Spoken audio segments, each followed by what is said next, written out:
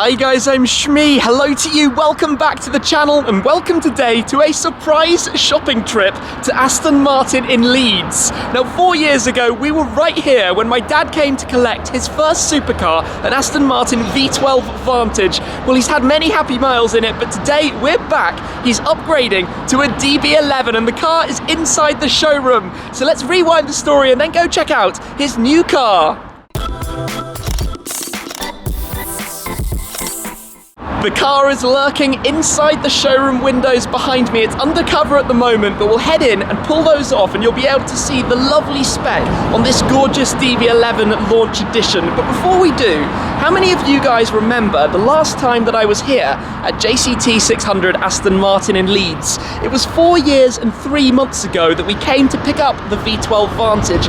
At the time, it was my dad's first supercar, moving on from the car he had owned previously, which was a BMW M3, an E92 M3 Coupe, a lovely car. He'd had it for 6 years, done loads of miles, but as I think pretty much any supercar mad son should do, I convinced him to upgrade, move over to, as I called it, the supercar dark side and purchase the V12 Vantage. Well, what a car it's been. It will basically sell now for about the same price it cost back then. It's gone from 2,000 miles to about 22,000, so plenty of driving, plenty of happy memories, but it is now time to go up to the DB11. So let's head inside and take a look at his new car, which, by the way, is sitting alongside a Vantage GT8 in the Halo launch scheme, a Rapide S, but there are plenty of lovely cars inside here, including two Vanquish S's here, a Volante and a Coupe, but we want to get in and see the covers off that one, where we are greeted by a nice white DB11 as well. That's actually the same colour as his previous V12 Vantage, Morning Frost White, as is that Vanquish S.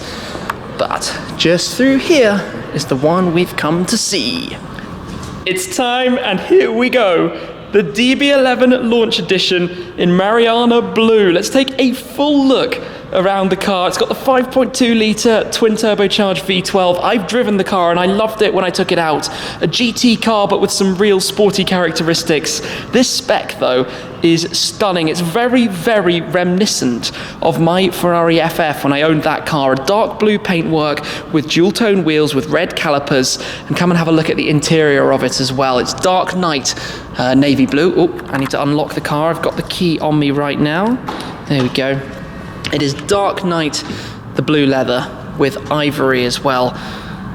Look at that. What a very, very nice thing. So let's run all the way around this. Just take in the specification a little bit. One of the launch editions, one of the first 1000 DB11s. They were all hand signed off by Andy Palmer, the CEO of the company, as was my GT8 back at the time, which was really, really cool. A very nice thing to do.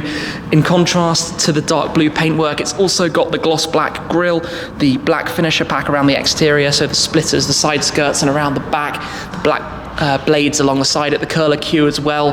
Then the wheels that I was talking to, they have the dual tone paintwork finish, so the gloss black around the sides with the diamond cut faces, the optional red calipers. A couple of different choices on the car, but red against blue, I just think it stands out. It looks very, very, very smart. Coming around to the back, similar story around the rear by having the black tailpipes with the lower black section. So this car is just a touch over a year old. It's only done 2,000 miles or so it's effectively almost a new car. Great deal from the guys here, making it the right thing to upgrade to. Then if we come and have a look at the inside of it in a bit more detail as well, you can see just how nicely spec'd this car is. It's got the chopped carbon finish with the satin finish on the inlays and trim parts around, some silver accents as well that go nicely with the wheels on the exterior. It's got the upgraded seat option with all the stitching and perforations around it. The center console, very smart. The upgraded parts that come with their collaboration with Daimler. If we come down and open up the bonnet, which is done by that switch on the side, just so we can come round and have a proper look at this. It opens up forwards, and in there you have that engine, 608 horsepower, 700 newton meters of torque, top speed of 200 miles per hour, and a final inspection by Dr. Andy Palmer, CEO of Aston Martin. How cool and nice is that in the front? So there you can actually see more of the curler queue and how that reduces swelling in the wheel arches as you're driving the car at speed. Small bits of aero like that around the car. And one thing I particularly like, actually another thing, what I wasn't thinking about first, is the way the headlights are cut out from that front clam. It's the largest I think, piece of aluminium used in vehicle construction. If you push it down, it actually soft closes, or we need to come around and just give the other side a little press as well. There we go. It soft closes itself down like an S-Class door or something.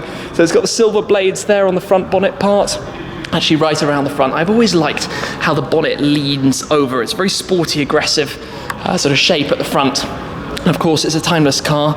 It's been with the first customer from this dealership up to this point. But awesome, very cool thing. And another bit of aero as well, you might not know, this little spoiler raises up just out of the back when you're driving it at speed to help with airflow that's pushed out through here. So by the air coming up out of the back, actually pushes the entire car down to the ground slightly, which gives it more stability at high speed. And if you look around the exhaust, look at this finish. This is really cool, the way that metal is kind of machined and has the cutouts in the middle of it. So very, very smart car. What a lovely thing. No doubt it's going to be many happy miles ahead driving in this thing.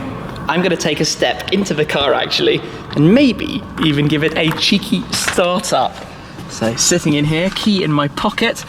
As you press the brake, that's cool. The engine start button lights up in red, and then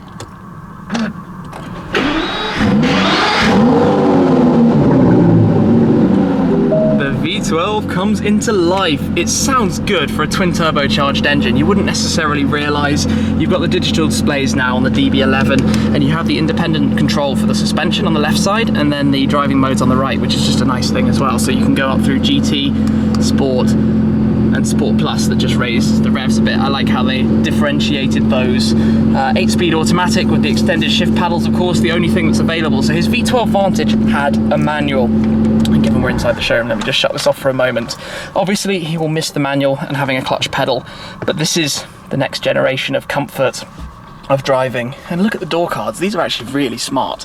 The way the stitching is done, the contrast stitch against the dark navy finish here. It's got the Bang & Olufsen sound system. Don't know if you noticed. Maybe if you just turn on the ignition, yep. The tweeters rise up out of the dashboard, which is very, very smart. Basically, it's a car that's super suitable for driving in all purposes. I mean, if I just actually jump back out, buttons open, the boot is there, it's got a decent amount of luggage space. Fold the seats. You might not be fitting some fully grown passengers in the back, but you have a bit of space there if you want to put some things. Oh, I like Bang & Olufsen trim panel around the presumably sub there in the centre, or speaker in the back. But all just very smart. The Alcantara headliner as well. That's a nice thing to have optioned. But the launch editions came super highly equipped from new. All of the cars were very, very well packaged. V12 badge on the side and optioned. And of course you can have a DB11 with a V8 now, as per the new Vantage as well. You can have it with that 4-litre bi-turbo V8 that comes from AMG. This is still an Aston Martin engine, the 5.2 V12. But the car, it's just elegant, especially in the specification, as well as I talked about all the black lower parts, but it's also got the black roof. So the panels that run the full length, the A-pillars, you can opt to have those in a number of different colours, as well as the roof panel itself. So all of the brighter parts on the exterior, apart from the wheels, are all hidden away, basically.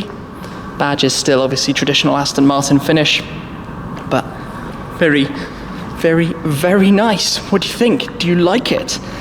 I imagine you guys probably do. I certainly do.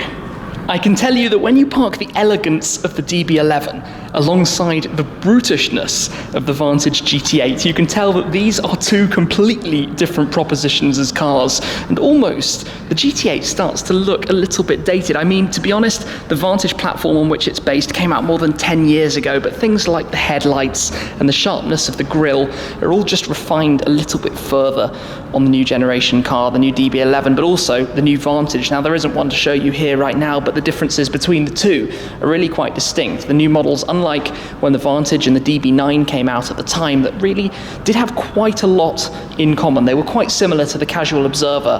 The new cars are really very different, because the new Vantage grille, for example, comes right down towards the bottom. The nose is a little bit lower, just a different shape headlight as well, more narrow and wrapped around the front of the car. But this car, this GT8, in the halo scheme, the launch colour, the sterling green with the lime accents, does look very smart, but do not be afraid, mine is going nowhere. My blue, my cobalt blue, with the Golf Orange accents, a car I absolutely love, especially when you just look at this with the splitters installed around the front. It'd actually be quite interesting to get my car alongside this one at some point in the future, so watch this space. No doubt that will be happening at some point very soon, and I look forward to it. Now, we're going to have to say goodbye to the car for now. It's actually going to be trailered back home at some point in the coming days, but of course, as always, there will be more with this in the very near future. A congratulations has to go then to my dad on his new purchase, the DB11 Launch Edition. I know that secretly he's been wanting to change for quite a while. This car came up, these guys have been brilliant at JCT 600, so there it is, his new car. We will be seeing it in the future. I hope we'll have an opportunity to put my GT8 and his DB11 together at some point. Completely different cars, as I just discussed. The auto box versus the manual, the V8 versus the V12, the naturally aspirated versus the twin turbocharged. Oh, just heard a car coming in behind me, don't want to get run over. But it's going to be a very, very interesting one actually, because they are both Aston Martins, they're both built in Gaydon, and one interesting thing actually is that that car will have been being built in the factory at almost exactly the same time as mine. In fact, it's about number 300, number 400 or so of the DB11 Launch Edition, so one of the earlier cars built, which will place it at almost exactly the same build month, we think. Maybe we'll never ever know, but it's also cool that they've both got final inspection plaques by Andy Palmer inside the front engine bay, who's an awesome guy. Really fun when I met with him to do that final inspection on my GT8. Anyway, hope you've enjoyed the video. I hope you've enjoyed seeing his new car. Big congratulations to him again. I'm sure he's going to have many, many enjoyable miles with the DB11 as well. That's it for this time though. Thank you very much as always for watching, guys. I appreciate your support, being subscribed, having the notification bell turned on to see the new videos. And that's it for now. I will catch up with you again next time. Cheers.